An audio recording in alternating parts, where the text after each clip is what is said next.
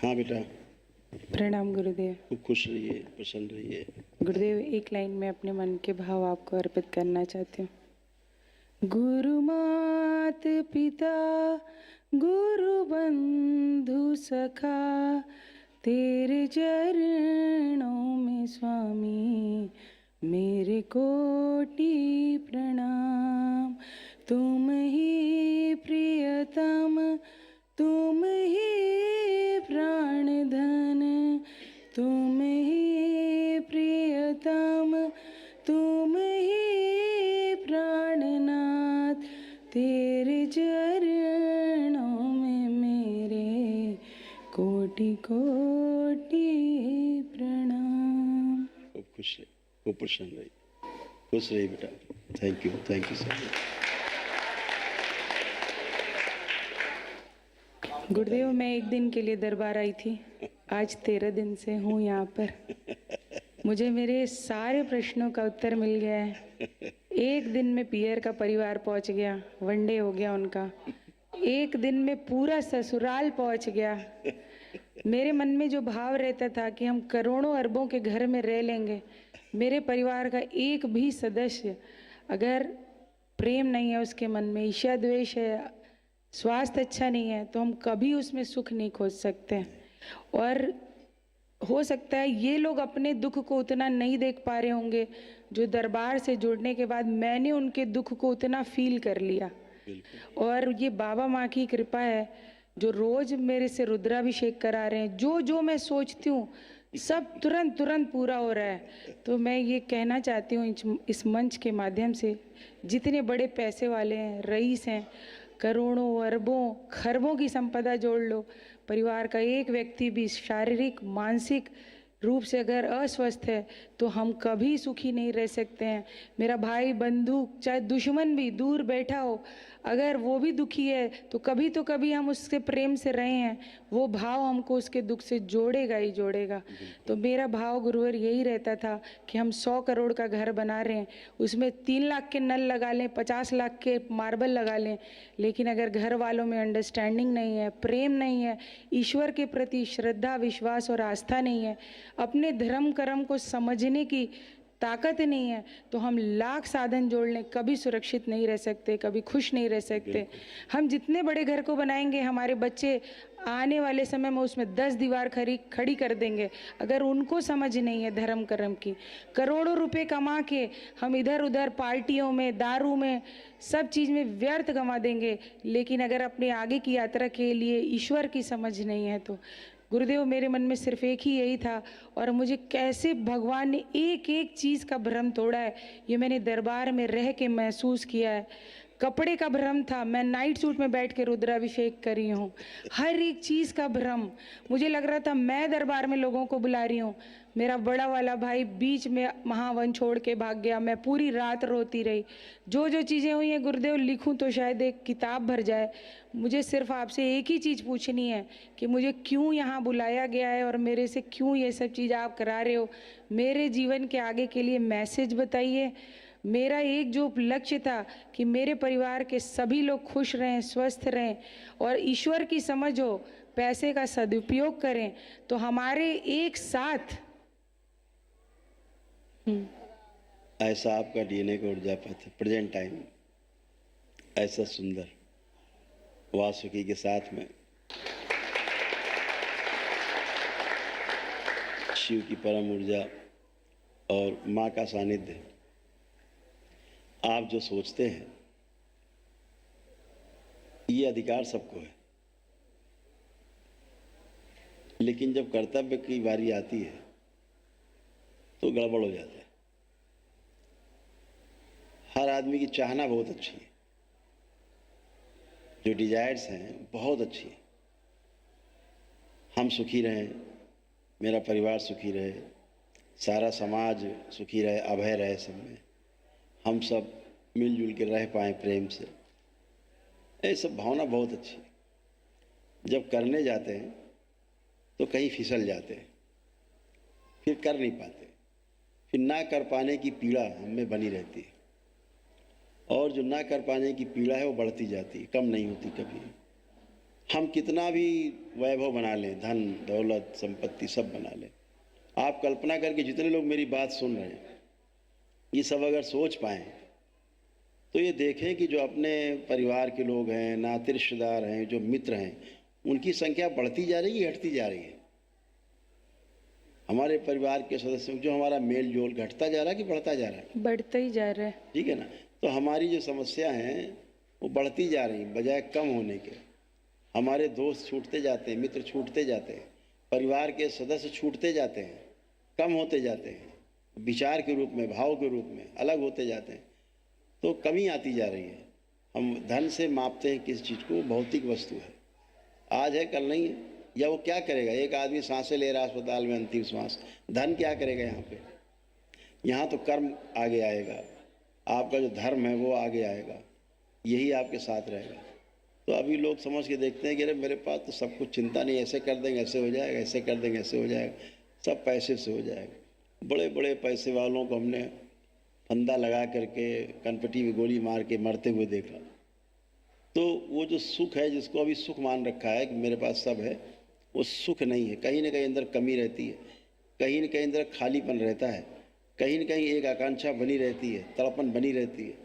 अब वो कैसे जाएगी? वो सिर्फ और सिर्फ समझदारी से जाएगी, और वो समझदारी पहले स्वयं में विकसित करनी होगी। अगर वो समझदारी स्वयं में नहीं है तो आप निश्चित समझ लीजिए कि वो किसी में फिर नहीं आ सकती। अगर आप में, पेरेंट्स में कोई अच्छी बातें नहीं है तो बच्चों में वो अच्छी बातें जाएंगी, ये भूल जाइए, नहीं जाएंगी। ऊपर ही ऊपर होगा सब जो होगा, जरा सा छेड़ दो तो बाहर निकल आएंगे गुस्से से। तो वो अंदर अंदर जो होना चाहिए वो नहीं है, वो बाहरी आवरण बन जाता है। आवरण में आदमी दुखी रहता है अंदर, उसे पता होता है कि मेरा ये आवरण है बाहर, मैं ऐसा हूँ नहीं। तो मैं जैसा हूँ वैसा सोच सकूँ और जैसा हूँ वैसा कर सकूँ, ठीक है ना, ये सुख है।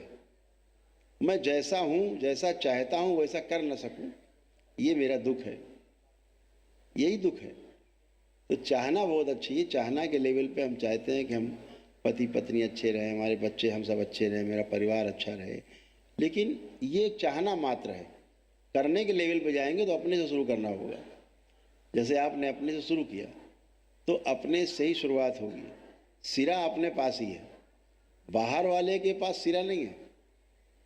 बाहर तो वो टीवी पे स्क्रीन पे दिख रहा है, रिमोट हाथ में है, तो रिमोट अपने ही हाथ में होता है। तो अपने से शुरुआत होती है, अपने पुण्य होते हैं, अपने जो भाग्य अपना है वो प्रबल रहता है। भाग्य का अर्थ होता है कोई खीर का कटोरा नहीं है भाग्य। भाग्य का अर्थ है कि जो हम अपने कर्म में भागीदारी करते हैं, उस भागीदारी से जो भाग्य फल निकलता है उसे भाग्य कहते हैं, ठीक है ना। परिस्थितियाँ बनती उसे भाग्य कहते हैं। तो भागीदारी करके फिर आप अपना भाग्य निर्मित करते हैं, अपना प्रारब्ध बनाते हैं, उस आधार पे आप जुड़ते ही जुड़ते हैं सही ऊर्जा से। तो आपके अंदर जो एक आकांक्षा थी कि ऐसा हो पाए, ऐसा हो पाए, काश ऐसा हो पाए, और बड़ा इनोसेंटली आप चीज़ों को सोच पाती थी, तो उसको आपका भाव ही चाहिए और कुछ नहीं चाहिए, आपका भाव चाहिए। तो जब भाव से भाव जुड़ता है तो ऊर्जा खींचती है फिर अपनी तरफ, और जब आपको खींचती है तो आपके द्वारा सब में फैलती है, जहाँ जहाँ तक आपकी सोच होती है, तो सब अच्छा ही होता है। तो दरबार की यही व्यवस्था है, वैदिक प्रक्रिया है। आप देखते हैं कि जब चाहे अकेला ही व्यक्ति क्यों ना आए, परिवार में 10 लोग हों और 9 के बारे में संकल्प करता है, अपना करता है, वो भी स्वस्थ होता है, परिवार के लोग भी स्वस्थ होते हैं। तो वो फैलता है, फैला इसीलिए क्योंकि आपकी सोच वहाँ तक है। तो बहुत अच्छा है कि आप कर पाए, बाबा माँ से जुड़ पाए, भोलेनाथ और माँ की कृपा से आप जुड़ पाए, और ये हमेशा बना रहे। सब स्मृतियाँ जो बाहरी थी सब नष्ट हुई, गंदगी गई, और सभी लोग प्रकाशित हैं। आप लोग इसी प्रकार ऊर्जा से भरे हुए हैं। कोई भी एक नकारात्मक विचार आप लोगों में नहीं, किसी प्रकार का शेष, एक भी विचार किसी के लिए भी नहीं शेष, एकदम साफ सुथरे होकर के खड़े हैं। क्योंकि नकारात्मकता ही रोग है, सकारात्मकता ही स्वास्थ्य है। अगर आप सकारात्मक हैं तो आप स्वस्थ हैं, आप नकारात्मक हैं तो आप अस्वस्थ हैं। सिंपल, यही क्राइटेरिया, यही आपका पैमाना है जांचने का कि अगर हम सकारात्मक हैं, एवरीथिंग इज पॉजिटिव, देन हम सही, हम स्वस्थ हैं। जरा सा भी कहीं निगेटिविटी आ रही है मतलब हम अस्वस्थ हैं। लोग बाहर देखो ना किस लेवल पे हैं, कि बाहर हज़ारों लोगों के बीच में रहते हैं, लाखों लोगों के बीच में रहते हैं। बहुत परिवारों को जानता हूँ मैं, घर में जूते चल रहे हैं, आप घर में फेल हैं, आप बाहर कभी पास नहीं हो सकते।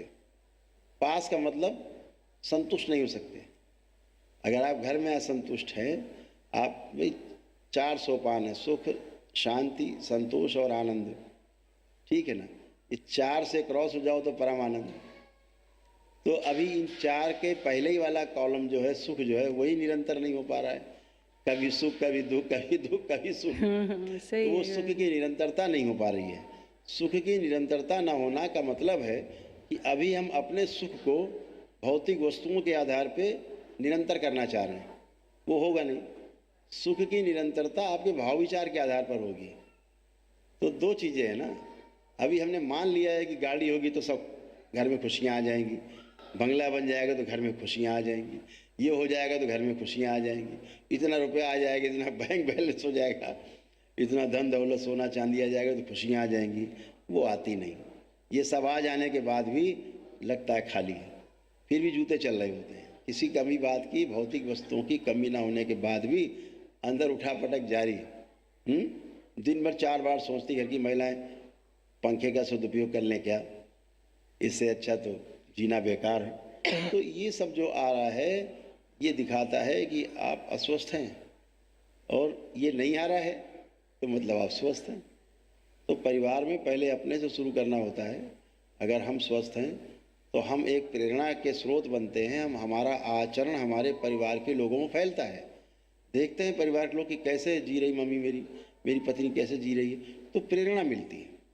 उस प्रेरणा के आधार पर उनमें भी आचरण आपका फैलता है। अगर आप उनसे इनोसेंटली बात कर पाते हैं, उनसे आप बहुत प्रेम से बात कर पाते हैं, निश्चित रूप से वो भी आपसे इनोसेंटली बहुत प्रेम से ही बात कर पाएंगे। अगर आप क्रोध में बात करते हैं तो प्रत्युत्तर में वैसे ही जवाब आना है, ये तय है। जितना जोर से बॉल दीवार मारे उतनी तेज वापस आनी है। तो पहले अपने आचरण में आता है, फिर परिवार में फैलता ही है। जो आपके आचरण में आया, परिवार में फैला। तो आप सौभाग्यशाली हैं कि आप बाबा माँ से जुड़ पाए, दरबार से जुड़ पाए, और सब नकारात्मकता बाहर है, और आपका संकल्प काफ़ी पूरा हुआ है, बचा हुआ पूरा होगा, वो भी अच्छा होगा सब। जी गुरुदेव। खुश रहिए। गुरुदेव, मैं यहाँ बैठी थी, ये राम दरबार की फोटो लगी, मुझे लग रहा है दरबार भी मेरे ही लिए बनाया है, ये सब चीज भी मेरे ही लिए हो रही है। ऐसे ही है। नवरात्र के पहले दिन मैं यहाँ सोच रही हूँ, रो रही हूँ, मैं कह रही हूँ क्यों बिठाए हो मुझे यहाँ, बताओ, मुझे समझ नहीं आ रही है।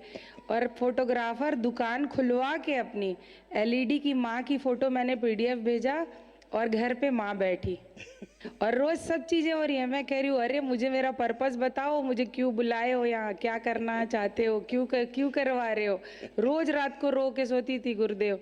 जिस दिन ये भजन चला कि माता के लिए कि कोई तुम मेरी झोली भर दो, मैं चीख चीख के सबसे कह दूं कि ये पत्थर नहीं है, उस दिन पूरी रात रोई कि पहले मुझे तो बताओ कि तुम पत्थर नहीं हो, तब तो मैं अपने वालों को चीख के बता दूं। लेकिन गुरुदेव हर एक प्रश्न का उत्तर मिला है, हर एक कमी कमजोरी को कैसे दूर करना है।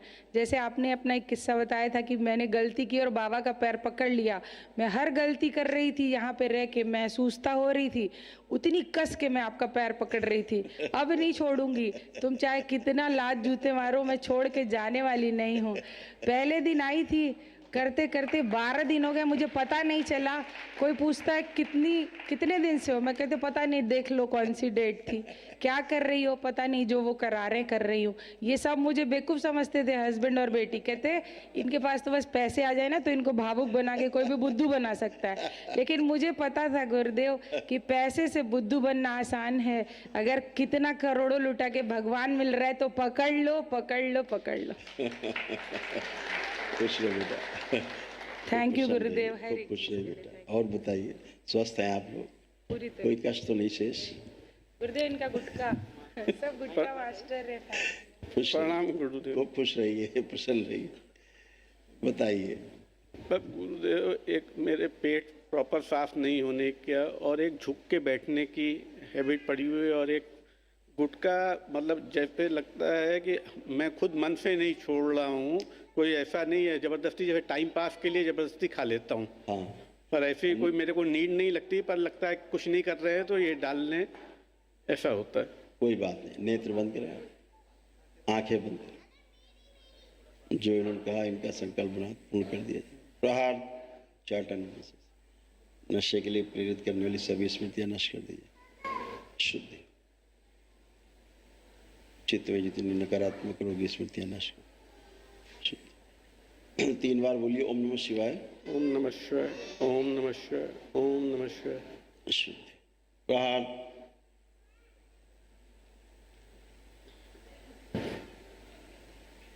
अपने लोगों से भय लगने वाली जो स्मृतियां हैं वो नष्ट कर दी जाए। प्रहार। सर्वाइकल पेन और एंकलॉजिंग स्पॉन्डिलाइटिस की स्मृतियां नष्ट कर दी जाए। अकड़न जकड़न छाती में, पीठ में सब नष्ट की जाए। प्रहार। शुद्धि।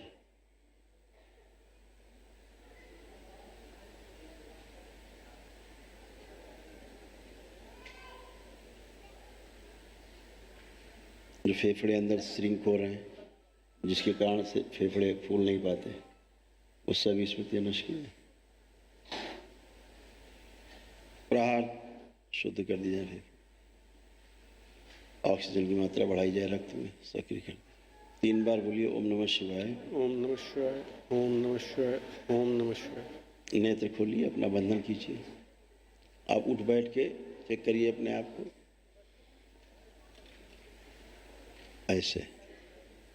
अब आप बच्चों की तरह हो गए, 4-5 साल के बच्चों की तरह, बिल्कुल ऐसे। 10-12 मार ली बैठ के।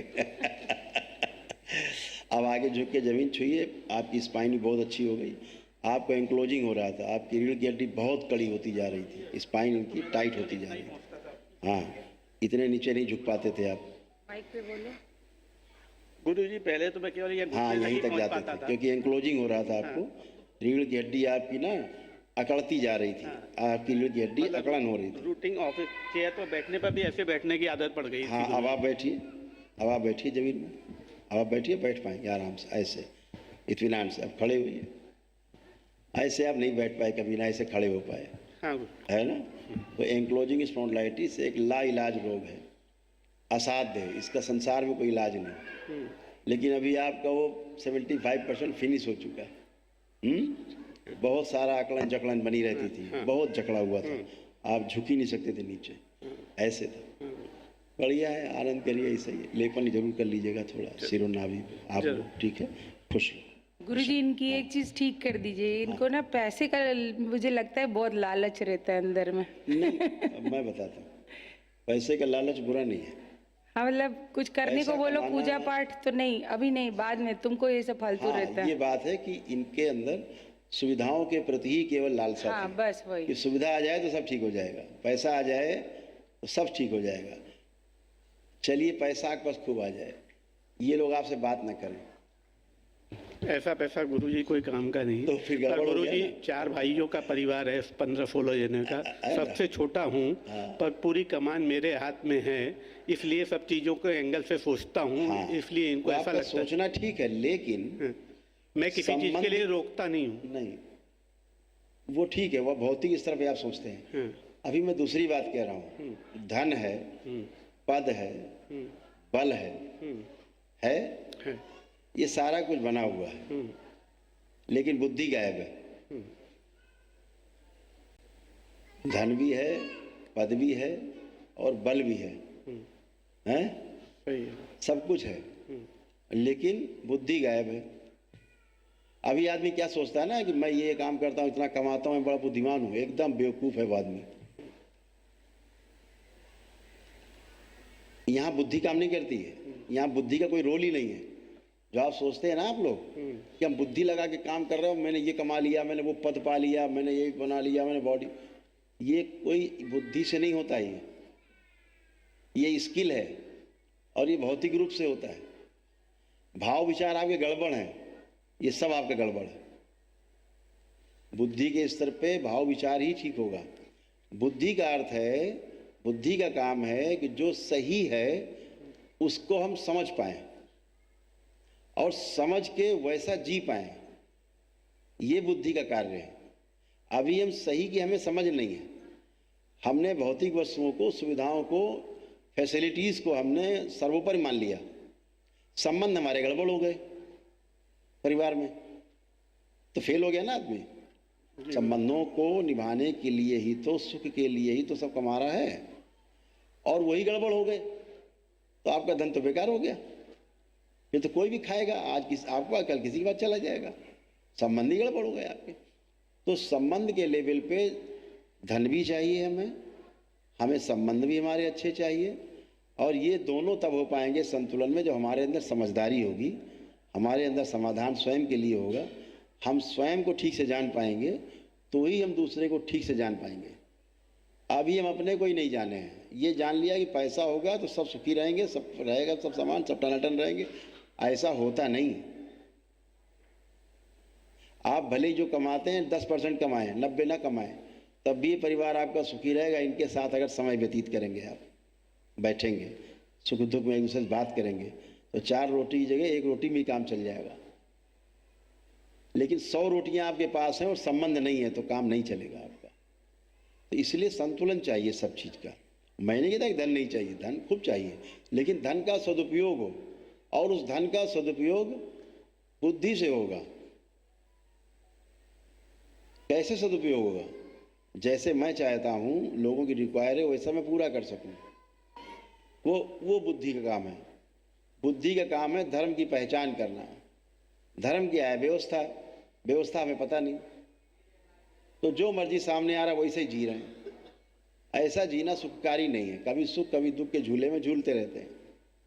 निरंतर जो सुख की जो निरंतरता है वो हर व्यक्ति चाहता है। मैं परमानेंट सुखी रहूं, ये हर व्यक्ति की चाहना है। Continuity happiness, continue. कोई नहीं चाहता मैं आज 4 दिन सुखी रहूं फिर एक दिन दुखी हो जाऊं। ऐसा कोई नहीं चाहता। एक क्षण दुखी नहीं होना चाहता है कोई व्यक्ति। लेकिन ना समझ पाने के कारण अभी जो धर्म है ना, अभी धर्म क्या है? हवन कर लिया, पूजा पाठ कर लिया, दान कर दिया, ये कर दिया, वो कर दिया, मदद कर दी, इसकी कर दी, उसकी कर दी। इसको लोगों ने धर्म समझ रखा है। पूजा पाठ, अनुष्ठान, तमाम मंदिर दर्शन, ये दर्शन, वो दर्शन, ये धर्म नहीं है।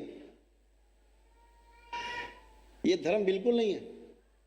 मेरी बात सुनने वालों को समझ में नहीं आएगी, लेकिन जो समझना चाहेंगे उनकी समझ में आएगी। ये धर्म तक पहुंचने के रास्ते हैं, ये धर्म नहीं है। मानव धर्म है सुखी रहना। क्या है? सुखी रहना।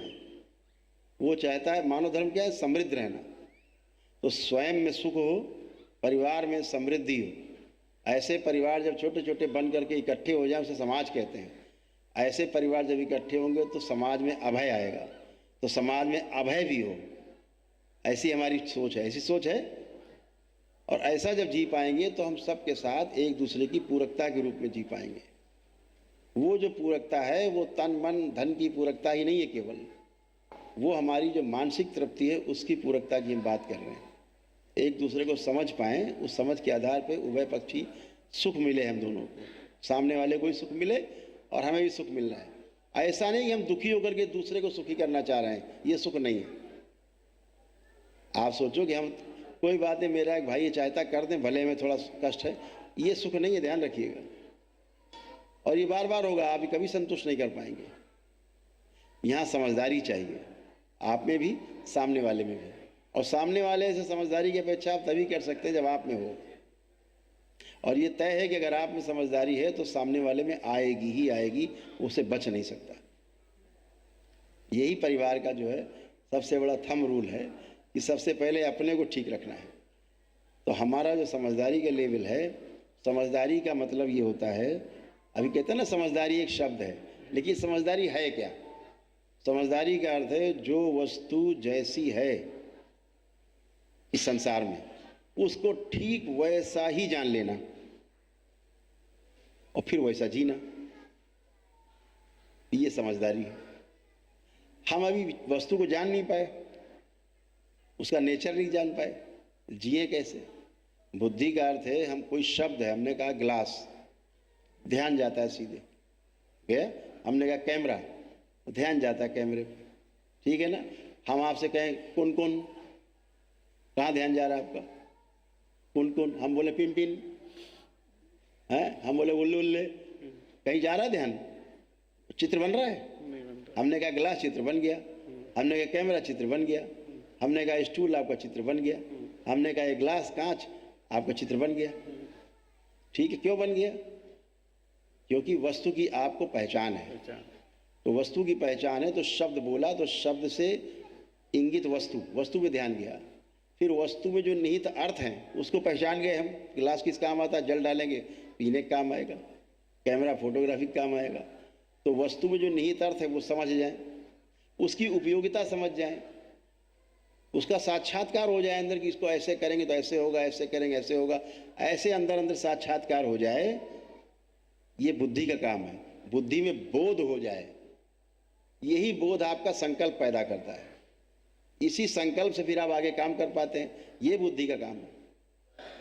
बुद्धि आपको सही की, लोग कहते हैं ना गलतियों से सीखते हैं, हम बोलते हैं ना, मनुष्य का धर्म है गलतियों से सीखना। कोई भी बच्चा हो, बुजुर्ग हो, कोई भी मानो, गलतियों से कभी सीख नहीं सकता। और कोई व्यक्ति गलतियों से नहीं सीखना चाहता, सही से सीखना चाहता है। क्या सीखते हैं? सही बात सीखते हैं, गलती सीखते हैं? आप सही बात सीखते हैं। तो गलतियों से आप कभी नहीं सीखते। गलतियों से कोई सीख भी नहीं सकता। अगर सीखेगा तो सही का सीखेगा, सही बात सीखेगा, किसी में सही आचरण वो सीखेगा। गलती से कोई नहीं जीना चाहता। अगर जिस दिन आपको पता लग जाएगा कि मैं गलत जी रहा हूँ, आपका जीना उसी दिन छूट जाएगा। आप सही ढंग से जीना शुरू करेंगे। अभी आदमी अपने ज्ञान के आधार पर जीता, जितना ज्ञान उसके पास है उस आधार पर जीने की कोशिश करता है, उसी आधार पर सोचता है मैं सही जी रहा हूँ। जिस दिन उससे आगे का ज्ञान उसको मिल जाता है, उसको लगता है ओह मैं तो बड़ा गलत जी रहा था। ऐसे कक्षा 5 को ध्यान करिए अपनी, फिर अपना ग्रेजुएशन ध्यान करिए, देखिए कहाँ थे आप 20 साल की उम्र का अपना एक्सपीरियंस ध्यान करिए, आज का एक्सपीरियंस अपना ध्यान करिए, देखिए कितना बचकाना लगता है पीछे का। तो ज्ञान के आधार पर आप जी पाते हैं। आप 20 वर्ष की उम्र में जो आपकी सोच थी वैसा क्या जी सकते हैं आप? नहीं जी सकते, जीना भी नहीं चाहेंगे। लेकिन तमाम लगता है क्या यार बेवकूफ़ी करते थे। तो जैसे जैसे ज्ञान का स्तर बढ़ता जाता है, मनुष्य का स्वभाव है उस ज्ञान के आधार पर जीना उसकी मजबूरी है। गलत जी ही नहीं सकता कोई व्यक्ति।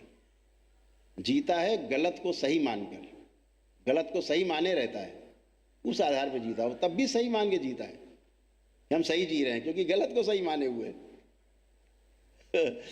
तो ऐसे ही है परिवार में भी। परिवार कुछ चाहता है, हम कुछ माने रहते हैं। परिवार चाहता है, हमारे पत्नी चाहती है कि मेरे पति देव आएंगे, थोड़ी देर बैठेंगे, आधे घंटे 1 घंटे बातें करेंगे। बच्चे चाहते पापा आएंगे, ज़रा देर बातें करेंगे, हंसी मजाक करेंगे, अपनी अपनी बातें शेयर करेंगे। और पापा आए, ऐसे ब्रीफकेस फेंका, ऐसा मुंह धोया, भाई खाना तैयार है, ठीक है दे दो फटाफट, खाया और लेट गए, सो गए। गुरु जी ऐसा रोज होता है। हाँ, रोज होता है। इससे संबंधों का आदान प्रदान नहीं हो पाता। फिर अंदर धीरे धीरे गांठ बनती जाती है। फिर पेरेंट्स कहते हैं यार बच्चे मुझसे दूर कैसे हो गए, बच्चा मेरा बड़ा टेढ़ा है, ऐसे बात करता, वैसे बात करता। आप सिर्फ बच्चा पैदा हो जाना आपने किया नहीं है, पैदा हो जाना घटना है। हम सब घटना बस पैदा हुए हैं सारे। तो बच्चा पैदा हो गए, बच्चे पढ़े लिख के बड़े हो गए, आपका रोल कहाँ है? माँ का रोल, बोलते हैं ना कि माँ का रोल होता है ममता का, मतलब केयर, और पिता का रोल होता है वात्सल्य का, मतलब गाइडेंस। अगर आपकी गाइडेंस और माँ का केयर नहीं मिला बच्चे को, तो बच्चा आपसे कहाँ से जुड़ेगा? शरीर के रूप में जो केयर कर पाए वो माँ करती है। विचारों के रूप में जो केयर कर पाए, खान पान की आपूर्ति कर पाए, पढ़ाई लिखाई की आपूर्ति कर पाए, है ना, वो पिता करता है। ये दोनों चाहिए बच्चे को। हम सोचते हैं आया देखेगी, माँ सोचती चलो आया देखेगी बच्चे को, चलो भाई दूध पिला देना है, खिला देना, सुला देना। वो भी आप उसको आया करो, आपको गया कर देगी, काम खत्म। संबंधों का आदान प्रदान एक दूसरे के साथ जी के होता है ना। तो हम जो भी कुछ करते हैं, अगर अपने परिवार के साथ शेयर करते हैं बैठ के, उसका मज़ा ही अलग है, उसका आनंद ही अलग है। तो हम ऐसा कर नहीं पाते। क्यों नहीं कर पाते? क्योंकि हमने अभी गलत को सही माना हुआ है। हमने माना हुआ है कि धन आएगा तो पत्नी को ये फेंकेंगे 4 गड्डी, और बच्चों का सब पूरा हो जाएगा, पत्नी का सब पूरा हो जाएगा, हार बनवा देंगे और ये बनवा देंगे, वो दे देंगे, बच्चे कहीं कार दिला देंगे, उनको वहाँ एडमिशन करा देंगे, और डॉक्टर बना देंगे, इंजीनियर बना देंगे। तो आप बच्चे को डॉक्टर और इंजीनियर तो बना सकते हैं, लेकिन अपना पुत्र नहीं बना सकते। वो भाव नहीं आएगा उसमें। डॉक्टर अच्छा बन जाएगा, इंजीनियर बन जाएगा अच्छा, उससे क्या होगा? बच्चा ही परेशान रहेगा जिंदगी भर। डॉक्टर होने का मतलब ये नहीं कि बीमारियां आपको नहीं आएंगी, ये कोई थंब रूल नहीं है ना। आप डॉक्टर हो गए इसका मतलब नहीं कि बीमारियां आप पे नहीं आएंगी। वो तो भौतिक शरीर, उसकी डिमांड अलग है।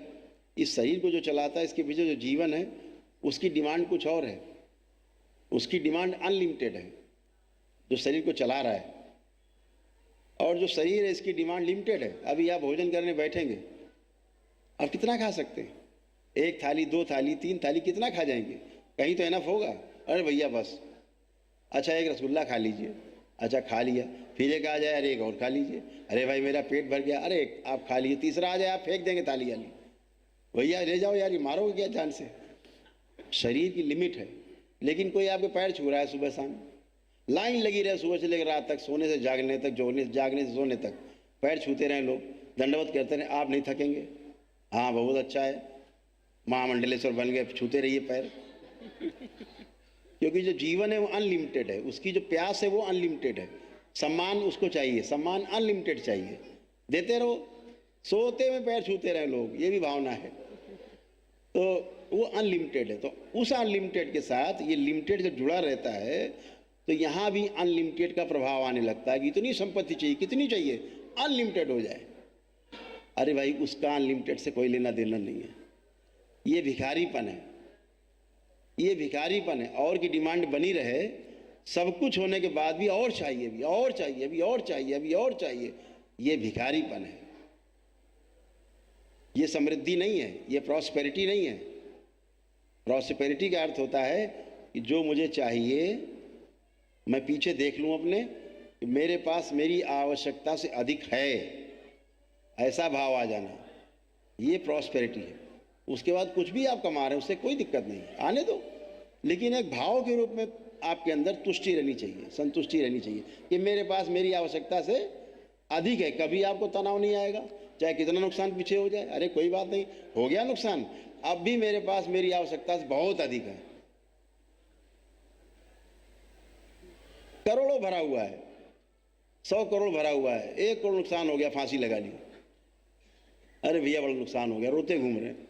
अरे भाई 99 करोड़ भरा पड़ा है, भी आपकी आवश्यकता से अधिक है, उधर ध्यान ही नहीं जा रहा है। तो वर्तमान में है ही नहीं, भूतकाल में जी रहे हैं, भविष्य की चिंता में जी रहे हैं, वर्तमान से विरोध बना हुआ है। वर्तमान से विरोध करके हम नहीं जी सकते। इसलिए दरबार यही करता है कि आपका भूतकाल का द्वार बंद करता है, भविष्य की चिंता का द्वार बंद करता है और वर्तमान में लाता है। इसीलिए बार बार सबसे कहता हूँ मैं कि वर्तमान में रहो, वर्तमान में देखो। अगर आप वर्तमान में नहीं रह सकते तो ये आपका अस्वास्थ्य है, ये स्वास्थ्य नहीं है। तो ऐसे ही है कि हम जीने के लेवल में मानव सुख धर्मी है, सुख चाहता है। सुख है क्या उसका पता नहीं, मानव का लक्ष्य क्या है पता नहीं, हम क्यों पैदा हुए, हम क्या चाहते हैं पता नहीं। बस गाड़ी बंगला घर ये वो हो जाए, उससे संतुष्टि होती नहीं। उससे हो जाए तो आदमी और की मांगने की प्रयास ना करे, और की डिमांड नहीं होनी चाहिए, फिर भी डिमांड बनी रहती है। वो डिमांड जीवन के साथ बने रहने की बनी रहती। जीवन और जो शरीर है एक अनलिमिटेड का पार्ट है, एक लिमिटेड का पार्ट है, दोनों की डिमांड अलग अलग है। हम दोनों को मिक्स करके बैठे हैं, वो समस्या की जड़ है। जिस दिन दोनों अलग अलग करके देखने लगेंगे कि शरीर की इतनी ज़रूरत है और जीवन की इतनी ज़रूरत है, जिस दिन ये बात समझ में आ जाएगी उस दिन बात क्लियर होती है। अभी जैसे अभी वो कराना था हमको दरबार, जैसे प्रवचन होता है, और आदमी प्रवचन कर रहा है, जीने में नहीं है, प्रवचन करता है कि आचरण में नहीं है, सुनने वाले में इसका क्या प्रभाव पड़ेगा? बोलेगा अरे वाह वाह गुरुजी ने बहुत अच्छा, आज बहुत अच्छा बोले। बोलेगा क्या कर लिया आपने? बोले के गोले छूटे और बात खत्म हो गई, घर पहुंचते पहुंचते झगड़ा फिर चालू। ठीक है ना, बोलने वाले के आचरण में आना चाहिए। जैसे भी तमाम अभी दरबार ने कराया कि हर महीने कराते हैं, शिविर कराते हैं, दरबार निःशुल्क महावन कराता है, निःशुल्क वनडे कराता है। उन लोगों को जिनको कैंसर है और तमाम बीमारियां असाध्य हैं, दरबार कराता है। अभी 26 को भी है। तो अब उनसे हमें बात करनी थी, ये कहना था कि भाई जब सूर्य अस्त हो जाए तो उसके बाद फिर भोजन ना करने से शरीर को सुख मिलता है। शरीर में जो एक्स्ट्रा रहता है सूर्यास्त के बाद फिर भोजन ना करने से, केवल जल पे रहने से प्रातःकाल तक जो गंदगी रहती है वो जल भुन जाएगी अंदर और बाहर हो जाएगी, सुबह एग्जिट हो जाएगी, और ये जो एक्स्ट्रा हो गया वो गल जाएगा ऐसे। अब ये मैं खुद नहीं करता था, तो 3 दिन में डिले हुआ, मुझे 3 दिन डिले हुआ उनसे ही बात बोलने में। 3 दिन रोक के रखा सबको। ये सारे बच्चे सोच रहे गुरुजी बात क्यों नहीं कर रहे इनसे, और मैं खुद ये बात मुझे बोलनी थी कि ऐसे जीना है। अब मैं वैसा जीता नहीं तो मुंह से निकलता भी नहीं। जब मैं ऐसा कर पाया 3 दिन, तब मैंने तीसरे दिन यहाँ बैठ के बोला कि भाई शाम को उस सूर्यास्त के बाद भोजन ना करने से सुख होता है। ये मेरे आचरण में था तो बोल पाया। और मेरा भी एक नियम बन गया कि मैं सूर्यास्त के बाद अब जल के अलावा कुछ लेता नहीं। अब मेरा नियम ही बन गया अभी। तो ऐसा मैं बोल पाता हूँ। बोल क्यों पाता हूँ कि मेरे आचरण में है। आज मेरे आचरण में होगा, लोग जानते हैं हाँ गुरुजी ऐसा करते हैं तो जरूर कोई अच्छी बात होगी, तो दूसरे के आचरण में आएगा। अब गुरुजी बैठ के व्यंजन उड़ा रहे हैं शाम को, 56 प्रकार के व्यंजन खा रहे हैं, आपको कह रहे हो भाई उपवास करो, ऐसे नहीं चलेगा। तो जीने के रूप में जब हम जाते हैं तो हमारे आचरण में ही जो है बच्चों में वही ट्रांसफ़र होता है। हम लोग जब वर्कशॉप लेते थे बच्चों की, IIT वगैरह में जाते थे, चारों सेमेस्टर में कहीं न कहीं जाना होता था, बच्चे तमाम सुसाइड करते थे, तो उनमें जाते थे, वर्कशॉप करते थे हम लोग एक सप्ताह की। लास्ट डे इवेलुएशन होता था। इवेलुएशन वाले दिन जो है पेरेंट्स को भी बुलाया जाता था कि आप लोग भी आओ। ज़्यादातर बच्चे IITian होते थे। अब उस हमारे जो गुरु भाई लोग होते थे सब बैठते थे, तो उनसे पूछा जाता था पेरेंट्स से, अपने बच्चे को कैसा बनाना चाहते हो? तो लिखते थे बच्चा सदाचारी बने, दानी हो, ये हो, वो हो, धार्मिक हो, माता पिता की सेवा करे, परिवार का ये करे, वो करे, दुनिया भर का उसमें पूरे 2 बोर्ड भर जाते थे। जो कुछ बोलता जाता था उसको लिखा जाता था बोर्ड पे। अगर आप वो बोर्ड पढ़ लें तो ऐसा लगेगा हर आदमी अपने बच्चे को भगवान बुद्ध बनाना चाहता है। तो कहते थे वो तो बहुत अच्छी बात है, बनाना चाहते हो तो ऐसे चाहते हो? हाँ। तो हम लोग पूछते थे क्या ये आप में है? जो आप बच्चे से चाहते हो ये क्या आपके अंदर है? तो कहाँ मिसिंग है? पिछली पीढ़ी में मिसिंग है। आप में नहीं था ये, इसलिए आपकी डिमांड बनी हुई है। आप में नहीं था इसलिए बच्चों में आपको दिख रहा है खालीपन, और इसीलिए बच्चों में आया नहीं क्योंकि आप में नहीं था। अगर ये आपके आचरण में होता तो बच्चों के आचरण में अपने आप ही ट्रांसफ़र हो जाता। आप जैसा खाते हैं बच्चा वैसा खाने पीने लग गए, आपने सिखा दिया। आप जैसा पीते हैं बच्चा वैसा पीने लग गए। बच्चा आप जैसा व्यवहार करते हैं बच्चा वैसे व्यवहार करने लग गया। यही तो हुआ ना, बाकी आप में था नहीं तो नहीं आया। अब इसके लिए तो बच्चा दोषी है कि पिछली पीढ़ी दोषी है? तो उसके पीछे की पीढ़ी दोषी है। ये जो नई जनरेशन है ये दोषी नहीं है। ये तो जानना चाहती है, समझना चाहती है, सीखना चाहती है। हमारे अंदर है ही नहीं क्वालिटी। मेरे आचरण में नहीं, जीऊँ कैसे मैं? मेरे में समझदारी नहीं, बच्चे पे कहाँ से चली जाएगी? तो बच्चे कहाँ से सीखेंगे? गूगल से, टेलीविज़न से, अपना मोबाइल है उससे सीखेंगे।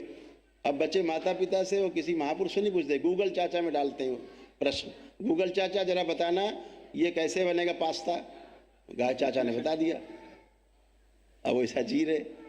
अब वो स्वाद देख रहा है, गूगल स्वास्थ्य नहीं देख रहा है, क्योंकि आपका भाव नहीं जुड़ा उससे। तो भोजन हो तो हम स्वास्थ्य के लिए भोजन करते हैं कि स्वाद के लिए करते हैं? स्वादिष्ट भी हो और स्वास्थ्य के लिए भी हो, ऐसा हो। यानी हमारा भौतिक स्तर भी अच्छा हो और हमारा मानसिक स्तर भी अच्छा हो, दोनों अच्छा हो। मेरे पास धन मेरी आवश्यकता से अधिक हो तो उसका हम सदुपयोग कर पाएँ, ऐसी बुद्धि हमारी हो। और ये सब आएगा सत्संग से, ये आएगा पीछे की पीढ़ी से, उसके पीछे से आएगा। वैसा कोई जीता हो तो आएगा। भाई गुरु का मतलब क्या होता था? गुरु का मतलब होता था जिंदा प्रमाण। मेरे सामने गुरु बैठा है, जिंदा प्रमाण है ये। अगर ये ऐसा जी पा रहा है तो निश्चित हम भी वैसा जी पाएंगे। इसीलिए तो गुरु होता था, ताकि आश्वस्ति बनी रहेगी। यस, गुरु जी ऐसा कर पा रहे तो मैं भी कर सकता हूँ। उनके भी 2 हाथ 2 पैर, ये 2 आँखें 2 कान नाक, तो वैसे मेरे भी हैं तो मैं भी कर सकता हूँ। तो आश्वस्ति आती है उससे, प्रमाण होता है। माता पिता प्रमाण होते हैं तो बच्चों में आश्वस्ति रहती है। माता पिता प्रमाण बन नहीं पाते, प्रमाण क्यों नहीं? अनुभव नहीं है। तो ऐसे हमेशा परिवार को समझने के लिए हम लोग जब वर्कशॉप चलाते थे, उस वर्कशॉप में ना बहुत कुछ समझ में आता है, बहुत कुछ समझ में आता है। लेकिन क्यों कि मनुष्य तो समझने से ही समझेगा। ये जैसे कुत्ता बिल्ली पैदा होता है ना, तो उसकी मेमोरी उसके साथ में आती है, उसे सिखाना कुछ नहीं है। आहार, निद्रा, भय, प्रजनन सब सीखा हुआ है, उसे कोई सिखाने वाला नहीं है। क्या खाना है, क्या नहीं खाना है, किससे दूर रहना है, किससे बचना है, किसको मार के खाना है, ये उसको पता है पहले से, इनबिल्ट है उसकी मेमोरी में। लेकिन मनुष्य के बच्चे में इनबिल्ट नहीं है, उसे सिखाना पड़ेगा। नहीं तो चूल्हे में जाके हाथ घुसेड़ देगा, सांप पकड़ के काटने लगेगा, खुद ही खा जाएगा सांप को मार के। उसे पता ही नहीं सांप काट लेगा तो मर जाते हैं। तो जो माता पिता में आचरण होते हैं बच्चों में सिखाते हैं, हाँ भैया सांप से दूर रहना है, आग से दूर रहना है, ऐसे ये तो जैसे जैसे ज्ञान आता जाता है बच्चा वैसे वैसे एक्ट करता है। इसीलिए डॉबरमैन हो, जर्मन शेफर्ड हो, उसका लिखा हुआ है कि भाई जर्मन शेफर्ड, आप डालिए गूगल में जर्मन शेफर्ड के जरा बताइए गुण, हॉबी बताइए, तो सब लिखा है। वो चाहे आज पढ़ो चाहे 100 साल बाद पढ़ो, उनके गुण वही रहेंगे, चाहे 100 साल पीछे चले जाओ, वही गुण है, वही चाहना, वही उनकी हॉबी है ना। कोई जीव जंतु डाल दो, सब के बारे में लिखा है। इसकी ये पसंद है, इसकी ये नापसंद है, लिखा कि नहीं लिखा? हर पदार्थ के बारे में लिखा है। ये सोना है 24 कैरेट है, 18 कैरेट, इसके ये गुण है, इसके ये गुण है, लिखा कि नहीं लिखा? हर चीज़ के बारे में लिखा हुआ। आप डाल दीजिए आदमी के बारे में बताइए, इसके गुण बताइए, गूगल चाचा बेहोश हो जाएंगे। आदमी के गुण नहीं बता सकते। क्यों? सबके ज्ञान का लेवल, समझदारी का लेवल सबका अलग अलग है, इसलिए सबका जीना अलग अलग दिखता है। अगर समझदारी का लेवल एक हो जाए तो जीना कितना सरल हो जाए। लेकिन अभी क्या सोच है, पहले मेरे परिवार वाले ठीक हो जाए तब तो हम जी पाएंगे सही से। और जब परिवार ठीक हो जाए, समाज नहीं ठीक है, समाज पहले मेरे अनुसार बन जाए फिर मैं जी पाऊंगा सही से। ऐसे नहीं होता, बात अपने से शुरू होती है। हम ठीक सब ठीक, हम गड़बड़ सब गड़बड़, यही व्यवस्था है। इसी व्यवस्था को समझ लिया जाए तो व्यवस्था को समझ लिया जाए, समझ के वैसा जिया जाए, यही सुख की निरंतरता का सूत्र है और दूसरा कोई रास्ता नहीं। और संसार में परिवार से बढ़ करके इस संसार में आपका भला चाहने वाला कोई भी नहीं है ही नहीं संसार में, ना है ना होगा। जो आपका परिवार आपकी भलाई चाहता है, आपकी पत्नी आपका भला चाहेगी, आप पत्नी का चाहेंगे, बच्चे आपका चाहेंगे, आप बच्चों का भला चाहेंगे, इससे ज़्यादा भला कोई नहीं चाह सकता। बहुत भ्रांति है। लोग अभी हम आपसे पूछे कि खून का रिश्ता बड़ा होता है कि दूर का रिश्ता बड़ा होता है, क्या उत्तर है? जो खून का रिश्ता है वो ज़्यादा मजबूत होता है कि दूर का रिश्ता मजबूत होता है? खून का रिश्ता मजबूत होता है। अभी ऐसी भ्रांति है, आप पति पत्नी हैं, आप खून का रिश्ता है, इनके माता पिता अलग हैं, आपके माता पिता अलग हैं, लेकिन पति पत्नी का रिश्ता कितना प्रगाढ़ है। ये खून का रिश्ता है, ये दूर का रिश्ता है ना। एक मित्र होता है, एक मित्र कितना मजबूत होता है, कोई नहीं करेगा मित्र आपके लिए कर जाएगा। वो दूर का रिश्ता है कि खून का रिश्ता है? दूर का रिश्ता है, खून का नहीं है। बड़ी भ्रांति है। गुरु शिष्य का रिश्ता होता है, कहीं खून का रिश्ता नहीं है। लेकिन क्या समाज में मान बैठे हैं, खून का रिश्ता बड़ा मजबूत होता है। भाई हमारा उनका तो खून का रिश्ता है। ये बातें कुछ हैं, शब्द हमने कुछ पकड़ रखे हैं, समझदारी में कुछ और घुसेड़ रखा है, जीने में उल्टा सीधा है, तो दुखी मिलेगा। हम आपसे दिन भर डिस्कस कर सकते हैं, 10-15 दिन डिस्कस ही कर सकते हैं इस तरह से, जहां आपके भ्रम तोड़ सकते हैं कि मन में मान कुछ रखा है कुछ। तो इसलिए समझदारी से ही जो है परिवार चलता है, और समझदारी से ही स्वयं का विकास होता है और समाज का विकास होता है। तो धन भी चाहिए और सारी फैसिलिटीज चाहिए, लेकिन संबंध भी हमारे मजबूत चाहिए। परिवार हमारा सर्वोपरि है, जहां हम संबंधों को जीना सीखते हैं। तो बहुत अच्छा है आप लोग दरबार से जुड़ पाए और बाबा माँ की शरण में आ पाए।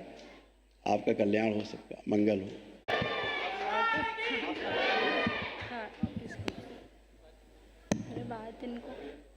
हाँ बेटा गुरुजी 2 दिन से इतना नचा रही है, आज नहीं मिले गुरुजी तो मेरी फ्लाइट की टिकट कराओ, मैं भाग जाऊंगा। अभी यहाँ खड़े होके भी कह रही है आप आओ, मेरा अभिषेक का टाइम हो रहा है गुरुजी। अरे तो नहीं, तुमको खुद बात करनी पड़ेगी। मुझे आपको ही बात इसको लगता है कि इसमें सब में प्रॉब्लम है, इसमें कोई प्रॉब्लम नहीं है। हाँ ठीक है ना, ये अच्छा भाव है, ये अच्छा भाव है कि कोई प्रॉब्लम नहीं है। अभी हमको गिराएंगे तो सब स्वीकार करेगी। तो इसको ये गुरुजी प्रॉब्लम थी। पकड़िए इसको। गुरुजी आप पकड़ लीजिए अब इसको।